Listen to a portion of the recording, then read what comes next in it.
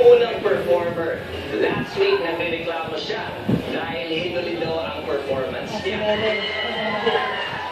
Pwes, ibigay ang hiling! Ikaw ngayon ang aming bueno mano. Well, swerte ka kaya sa iyong performance. Panoorin natin to.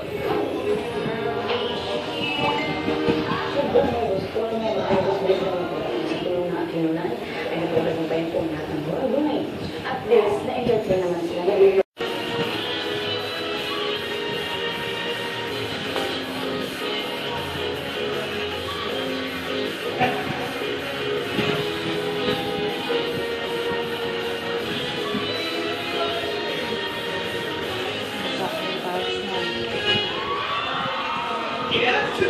Magkatapos. Ay, sadya magkatapos.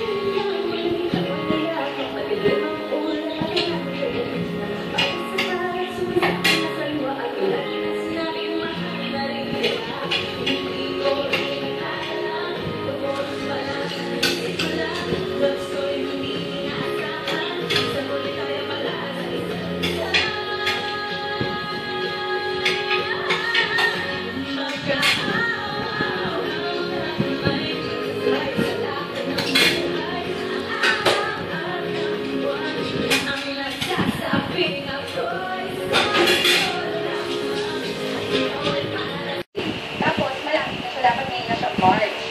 So, sabi ko, walang masyadong nangyayari. Kasi nga dapat nag-prepare ko na ako na isang signalis mo.